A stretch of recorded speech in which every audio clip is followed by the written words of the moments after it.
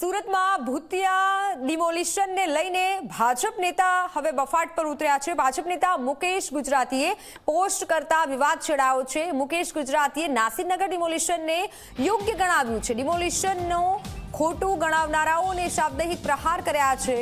પોતાની મિલકતમાંથી બનાવી દે ઝૂંપડા તેવો ઉલ્લેખ કર્યો। ઝૂંપડા તોડવાનો વિરોધ ન હોવો જોઈએ તેવો પણ ઉલ્લેખ કર્યો। આમાં રાજકીય રોટલા શેકવાની ગંધ આવે છે તેવો ઉલ્લેખ કર્યો। પ્રદેશ ભાજપના બૂથ મેનેજમેન્ટ સેલના સંયોજક છે મુકેશ ગુજરાતીએ નાસિરનગર ડિમોલિશનને યોગ્ય ગણાવ્યું છે। પોતાની મિલકતમાંથી બનાવી દે ઝૂંપડા તેવો પણ એક પોસ્ટમાં તેઓ ઉલ્લેખ કર્યો છે। સુરતમાં જે ભૂતિયા ડિમોલિશન છે, જે ડિમોલિશન કરી દેવામાં આવ્યું છે, તેને લઈને હવે આ વિવાદ ઉગ્ર બની રહ્યો છે।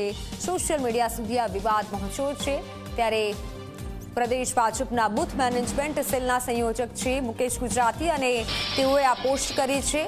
આટલા દિવસથી જે ડિમોલિશનનો મામલો છે, લોકોના ઘર તોડી દેવાયા છે, ડિમોલિશન કરી દેવાયું છે, તંત્ર દ્વારા કોઈ જવાબ નહોતો આપવામાં આવ્યો। ત્યારબાદ તંત્ર દ્વારા જે અધિકારી છે તેણે સ્વીકાર્યું કે તંત્રએ જ આ ડિમોલિશન કર્યું છે। હજુ આ મુદ્દો છે તે ચાલી રહ્યો છે અને તે વચ્ચે ભાજપના જે એક નેતા મુકેશ ગુજરાતીએ આ રીતે પોસ્ટ કરી છે। ડિમોલિશનને ખોટું ગણાવનારાઓ પર શાબ્દિક પ્રહાર કર્યા છે। પોતાની મિલકતમાંથી ઝૂંપડા બનાવી દે તેવો ઉલ્લેખ કર્યો છે પોતાની પોસ્ટમાં।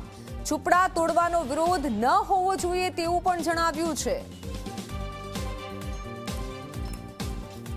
ત્યારે એક તરફ સુરતમાં ડિમોલિશન કરી દેવામાં આવ્યું છે।